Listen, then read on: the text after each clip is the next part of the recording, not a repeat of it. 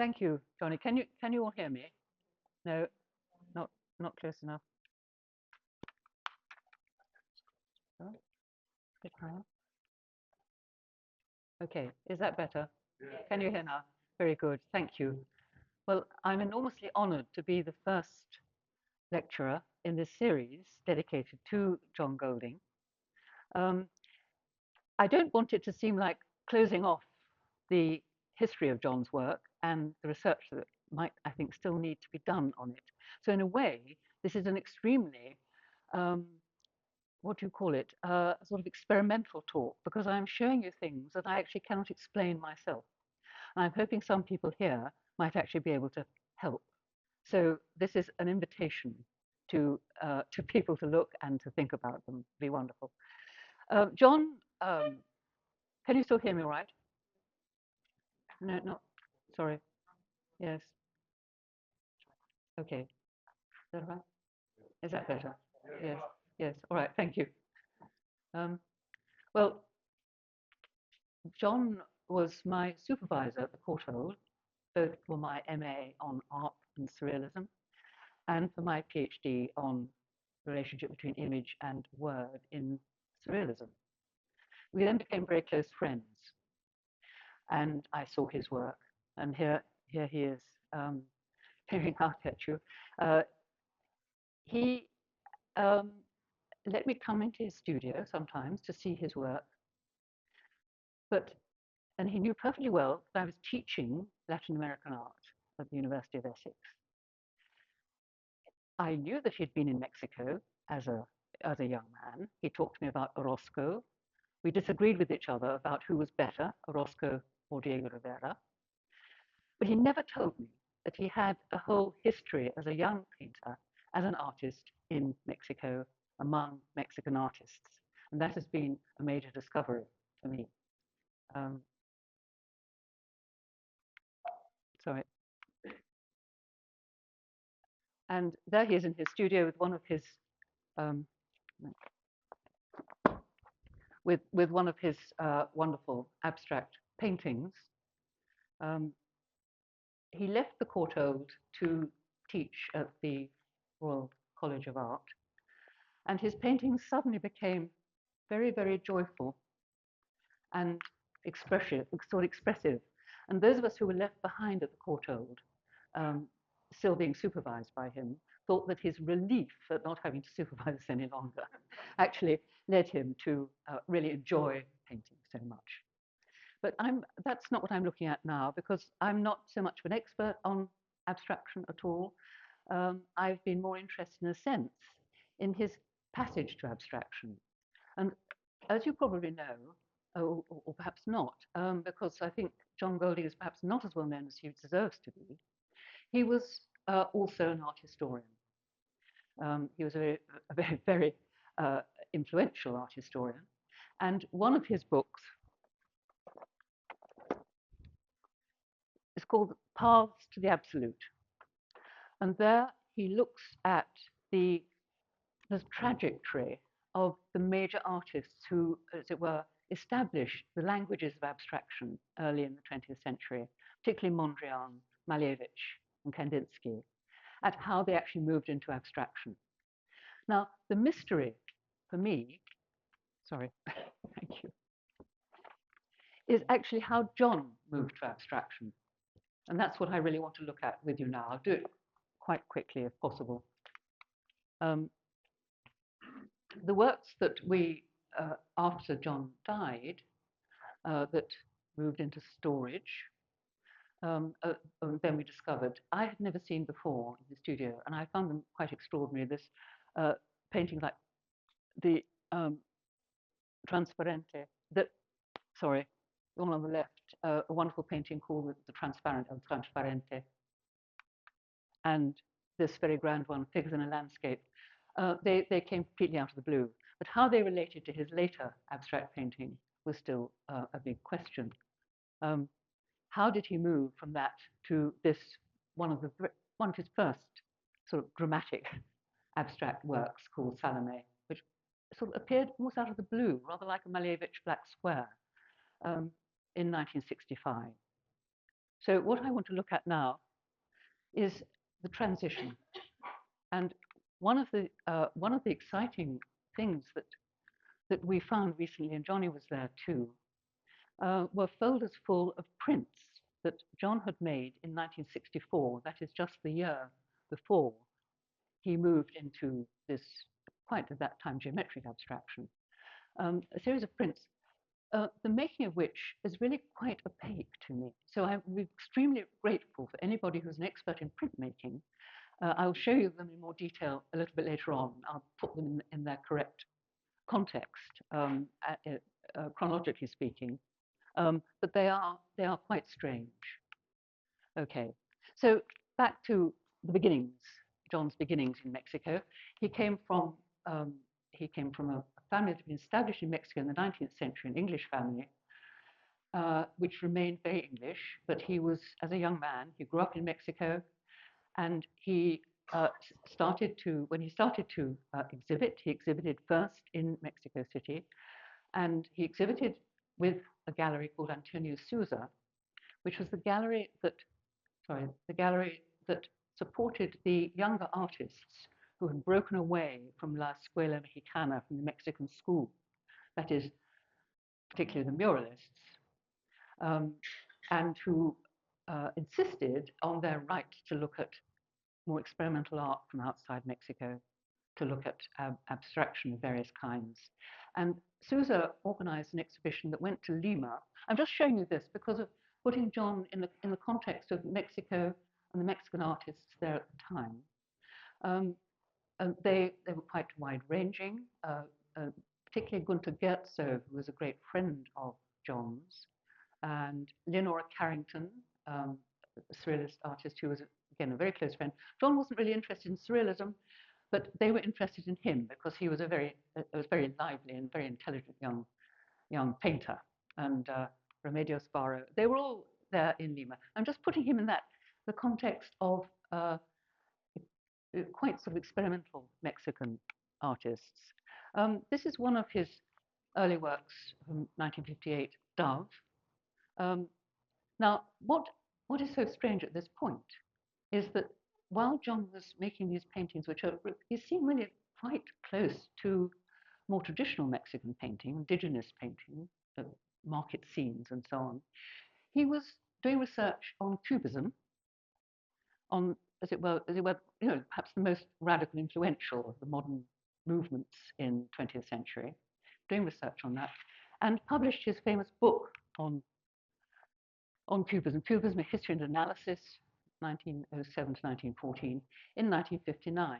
There is not a trace of Cubism in his paintings. I mean, what he was doing as an art historian, it seems, was he must have deliberately kept separate from his paintings.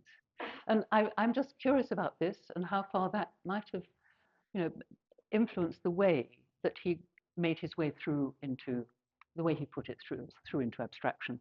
I put these up here because one of the artists particularly admired was Jose Clemente Orozco. And so I think you can see that there is a kind of powerful expressionist force, which is similarly behind John's painting of artichokes and Orozco's cabbages. And painting by John on the left, there's a grey nude, and his friend Gunter Gerzo's painting of the nude on the right. I think the two of them had a real dialogue about painting, and Gerzo, there's the correspondence between them, which I will quote from in a moment. Then the painting El Transparente. After the nude and the doves, John's work really kind of it moves in two interrelated directions. One is an examination of the human body, male and or female, and the other is towards a kind of rather mysterious painting, which I link to the ancient sites in Mexico, to ritual and totem and so on, the transparent. And there's a whole series of paintings with the title, either the transparent one or the big transparent one, which are quite strange. The automatic sort of system on my computer when it tries to give me titles to images I put on the screen. This one said birds, but I don't think it is birds at all. And there's a small totem group, and there's a interrelationship between the totem figures and the bodies, and headless bodies in particular. This is the great painting, I think, the transparent with the kind of feathery. It looks like a sort of a ritual post or totem of some kind.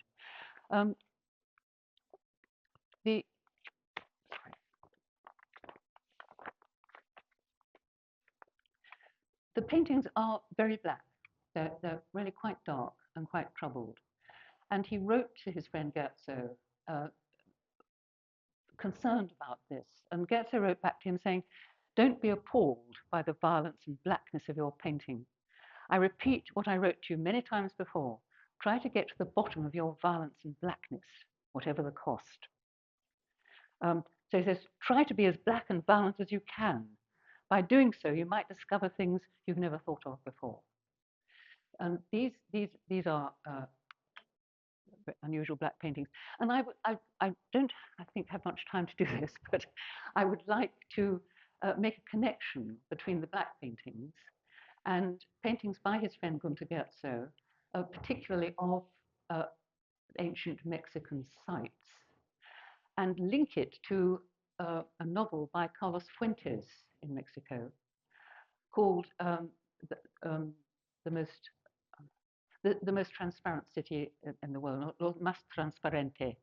Ciudad Más Transparente. I looked it up. And the novel is about the return of an Aztec emperor and his son to the city, to the modern Mexican city, and as it were, living underneath it and watching what's going on above. And there's this sense, I think, that many people had at this time when, in a way, they were sort of rediscovering the past, the ancient past of Mexico, a sense of being haunted by that past, haunted by lost cultures, haunted by lost art, lost architecture. And I think I think John's works, in a way, particularly those ones which seem to be related to figures, like this one, Red Stele, the Stella Date Unknown, which have a sort of link between architecture and altar and totem, often with that a kind of small sort of triangular window that light is coming through. And I think the particularly among the surrealists, the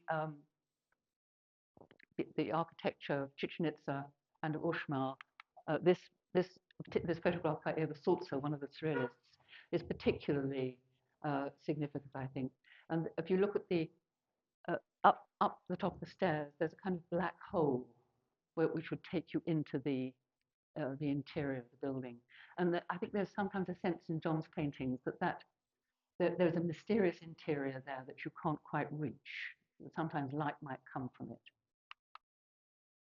And this is this wonderful painting, Figures in a Landscape, which you could say is already kind of, you can sort of foresee the direction his more abstract paintings take, with the streaks of pure paint on the left and the light. But there's a very interesting spatial relationship, I think, between these sort of screens or things through which light is appearing. And then the other trend of these paintings is the human body, often a headless body, a body which could be both male and female. He talks about his anxiety in painting the human body, and these like it's a body like a vessel, a body like a hollow vessel, sometimes like a vessel, a headless body. So the black paintings are then onto the prints. They seem to be almost simultaneous. The prints are from 1964, and they are quite sort of mysterious prints, exactly what technique he used, I don't know. He spoke to Gunter, describing them as etchings, and I'm not sure they are etchings, or not all of them anyway. And and what that strange sort of straw-like material in the foreground is, I really don't know. They do seem to be divided into two halves. Sometimes there are feathers there, and a sort of compartmentalization of the prints. But what is being kind of used for the prints, it includes decalcomania, which is like spreading paint or some other substance and pressing another paper on top of it and then pulling it off. And the textures are quite extraordinary. And he showed these once, and they were quite successful, it seems. He stopped doing black paintings. Then he started, there's another detail, but you can see he actually signed them. And then he started cutting them up, making these collages, which sometimes look as if they are possibly a part of a body, sometimes another creature, sometimes something much more abstract. And these are cut up from the prints. Just show you 2 or 3 of these, which were quite, I think they hadn't been seen, as far as I know, before. I'm not sure the collages were ever shown in his lifetime. And then, suddenly, into Salome. So it's a much stranger trajectory, if you like, than that of, let's say, Mondrian or Kandinsky. And then what happens next is very fascinating. And he goes through different stages, which we will see in a moment on a film of the exhibition that's currently in Mexico City, where we tried to look at the whole of his artistic career from the very beginning through to the end, and you will see how the relationship between those early paintings, the black paintings, and the other ones is quite divorced in a way. But you may have different views about it. So just a couple of the later ones, the pastel on the right, which, interestingly enough, we have described as lyrical abstraction, which is the same title that was given to Lilia Carrillo, who was one of his friends in Mexico in the 60s. Her work is described as lyrical abstraction. And I thought I would end with this Splintered Light Toledo Blue from 1985, just a very magnificent example of John as, well, I wouldn't call an abstract painter. I think he thought of himself as an abstract painter, although he always said, when he was talking about the paintings, that they're actually to do with the body, that the body is actually there. The body is part of it. Whether he talks about his movement to abstraction as a sort of move into the canvas and up into the canvas. And there is a sense that they are almost always horizontal with lines on them. So there's a sense of them having presences there. But that is what he said about them. I think it's very interesting. And Jenna, in her essay in the catalogue, talks in more detail about this. I do recommend that essay to you. And so I've rushed through this. It's entirely my fault. But I hope we will now be able to see the film of the, is that right? Yes? For the film, the curator from Museum of Modern Art in Mexico City is going to present, as it were, the other side of the story of more of the young Mexican artists that John was linked to, and then we will have a conversation. Okay.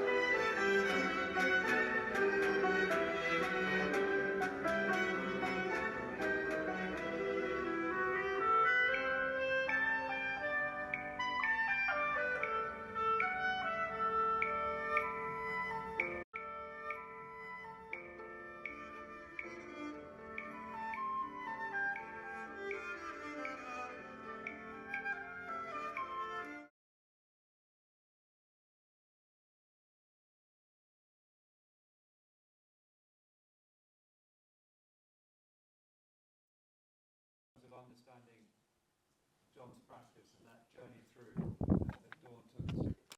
It's really quite fascinating.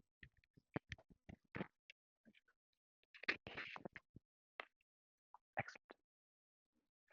I'm dying to hear from our online audience. I feel like being very silent in the room. And and also that lovely video to which we thank Tim Heyman, who has been a big part of the process of having this exhibition realized in Mexico as well. But lovely to walk through that evolution. That was really glorious. Thank you.